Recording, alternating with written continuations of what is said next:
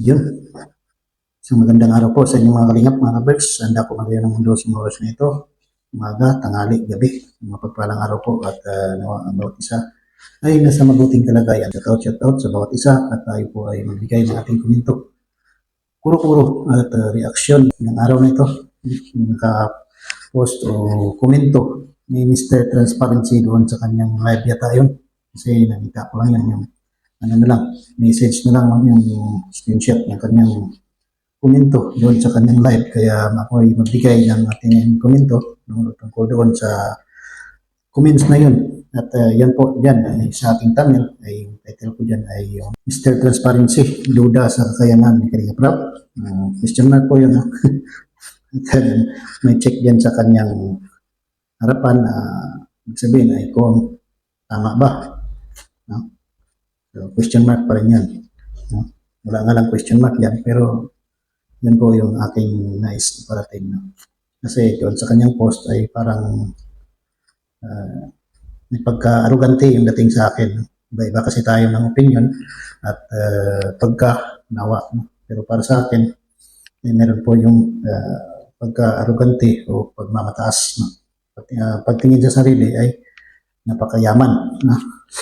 So, bago ang lahat, shout out sa inyong lahat yan. Sana kayo naroon sa lahat, sa ating founder ng Kalingap, Kuya Mal, at Edna at Kalingap Rob, ay shout out sa inyo dyan, sa maging kay Jack, no? Mrs. ni Kalingap Rob, shout out, at maging sa aking mga kasamaan, Kalingap Strikers, na patuloy ay pinag-iinitan, no? Lalo na ito si Sangkay na kung saan ay talaga naman hindi makamukon sa Strikers, no? Lagi na lang Strikers yung bunganga, no? Puro na lang bayad bagsik, pero sino nga ba ang totoong bayaran, di ba? Para siya lang naman ang walang kredibilidad na pinaglalaban dito, no? Anti-Kalingap na talaga yung kanyang direksyon. At totoo naman na sabi ni Kalingap Rob ay hindi siya Kalingap. So, hindi katakataka. So, shout out sa aking presidente, si Ate Glo, si LTVPH, sa 26 TV, Ayat Samura Mix Vlog, si Selena Barbosa, Sis Irma Galo Mix Vlog at Maria Ligaspi, maging kay Sis Jacqueline Lupusin at Ma'am Lydia Nabida na aming bagong kasamaan sa Strikers at kay Kuya Balvin dahil kasama din namin siya sa grupo. Kaya shout out sa inyong lahat yan. Maging sa Karipa President, kay Pres Mirador, ay patuloy po natin sila suportahan, lalo na ang mag-ama sa kanilang mga uploads at mga premiere. No? So dito, ay sinabi dito ni Mr. Transparency na wala po kayong magagawa kung kanino namin bigay ang tulong. No? So wala naman talaga kami magagawa dahil ginagawa nyo na yan na kahit nandito pa kayo sa Kalingap, ginagawa nyo yan na kung saan kayo nagtutulong na hindi nyo rin dinadaan kay Kalingap Rob o kay Kuya Val. No? Baga, yun ang gusto nyo, direct talaga kayo kasi bukod dun sa inyong agenda ay hindi namin alam kung ano yung kalooban. Pero para sa akin, yung ginagawa mo ay meron kang pagduda doon kay Kalingap Rob, no? Okay, sa Kalingap, sa pamunungan ng Kalingap dahil gusto kayong dumadirect doon sa beneficiary na gusto ninyong tulungan. No? Baga ayaw ninyo yung may dadaan ng iba. Which is pinagbabawal dapat doon noon pa, kaya lang nilabag din ninyo. So sabi mo doon, dapat nga magpasalamat pa rin kayo dahil wala na ako sa Kalingap ay nagpapaabot pa rin ng tulong sa beneficiary ng Kalingap. No? Anyway, dapat lang naman talaga na magbigay kayo ng tulong doon kahit na wala na kayo sa Kalingap dahil ginagamit pa rin ninyo yung Kalingap eh. Kumikita pa rin kayo dito sa Kalingap dahil hindi pa kayo makaalis-alis, hindi kayo makamove sa Kalingap, patuloy pa rin kayo sa content sa Kalingap. At tama lang yun na magbigay kayo ng tulong doon kahit na hindi na kayo Kalingap, eh may karapatan pa rin yung Kalingap kung tutusin, maningil sa inyo. No? Dahil gamit-gamit pa rin ninyo yung Kalingap pagka sa mga content ninyo. No? Patuloy pa rin kayo, nandyan, hindi kayo makamove on. Paalam na kayo, subalit nandyan pa rin kayo. Content pa rin yung patuloy pa rin kayo nagkikikontent dito sa Kalingap. Samantala, ang claim na ninyo na wala na kayo sa Kalingap. So, dapat talaga na magbigay kayo ng tulong kahit na hindi kayo sa Kalingap. Dahil kumikita pa naman kayo dito sa Kalingap sa paggamit sa Kalingap. No? So, tama lang yun para sa akin na magbigay kayo. Dahil kumikita kayo dyan eh. No?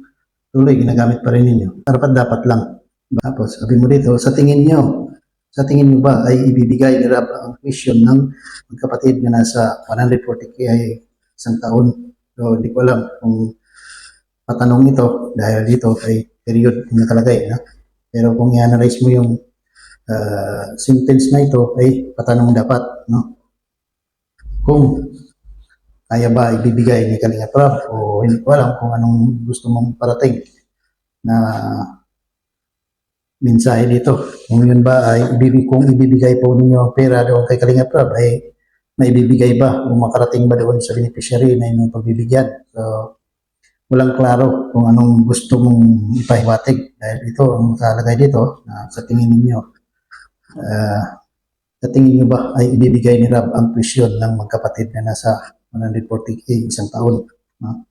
At dito ay parang pinagdududahan mo si Kalinga Prab na walang kakayanan o hindi maibigay yung pera kung sakaling bibigay nyo sa kanya. No? Doon pa lang ay iba na yung takbo ng utak nyo. No? Wala kayong tiwala, samantala kung wala kayong kalingap, hindi nyo naman nakikilala o nasumpungan yung pamilyang yan. No?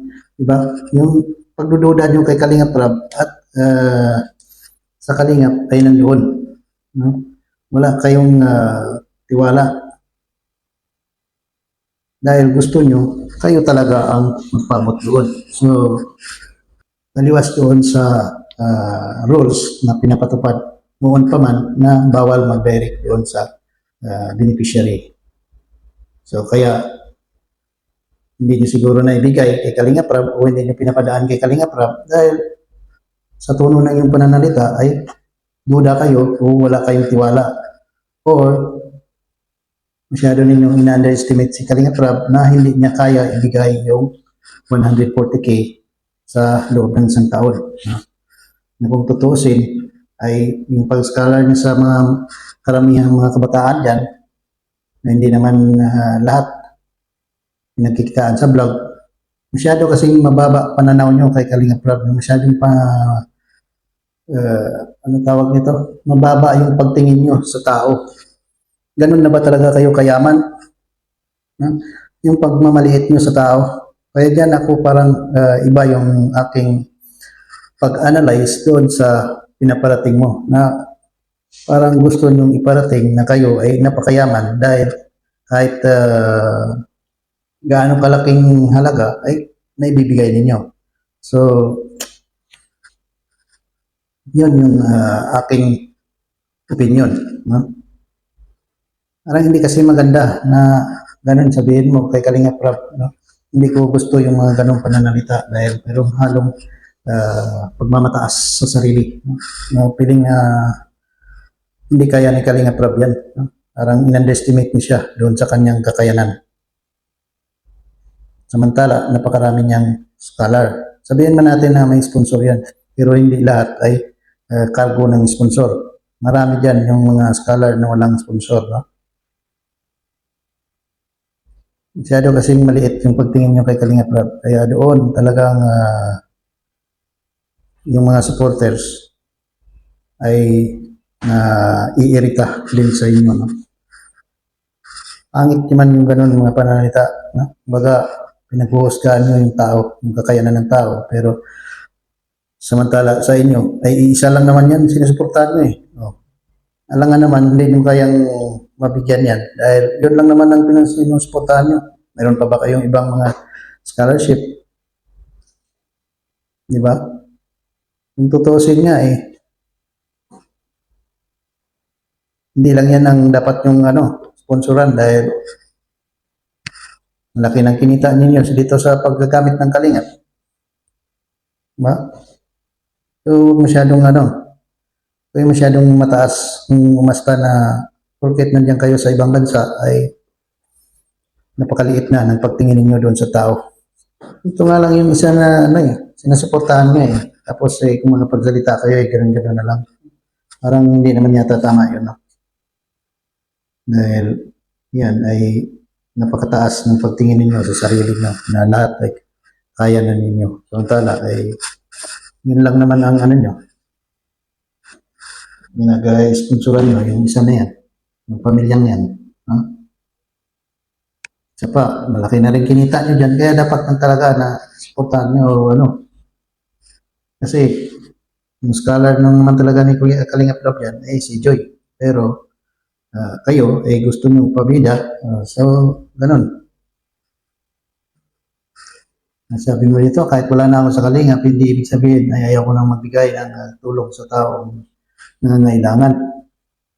Lalo na at napamahal na sa amin ang pamilya ni Nanay Imelda. So, nararapat lang naman talaga dahil patuloy pa rin naman kayo nagkukontent sa Kalingap. Kaya dapat lang talaga na magbigay pa rin kayo, magsuporta pa rin kayo dahil kaya niyan, pinag-aral nyo yung mga kapatid ni Joy. So, dapat nyo talagang yan, suportahan yan. No? Dahil si Joy ang scholar ni Kalingap Rob. So, doon sa mga kapatid, ay kayo ang nagpaaral. So, dapat lang na kayo magsuporta. No? Kaya, sa akin lang, ay wala akong pakialam doon sa inyong pag-sponsor doon sa mga kapatid. Pero ang aking komento dito ay sa iyong pagiging arrogante dito sa pananalita mo na kung ibibigay ba ni Kalingap Rob yung 140K doon sa mag-ina. Parang iba yung dating. Kaya yun lang. At sana huwag naman ganun ka mataas yung tingin nyo sa sarili nyo. Pare-parehas lang naman na tayo tumutulong or kumikita.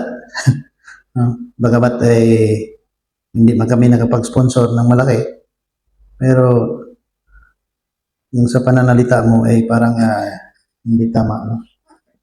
Siya din yung ina-underestimate ng tao. Huwag ganun. Talagang maka-Diyos kayo ay gamitin nyo sa tama yung pananalita nyo. Huwag kayong maging arrogante magpananalita. Masyadong matalas yung nyo, panghuhusga nyo sa tao.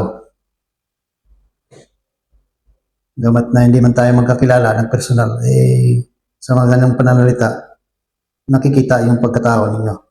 So, dahan-dahan. Pagka, dahil naisip din naman yung tao kung ano yung pagtingin sa inyo.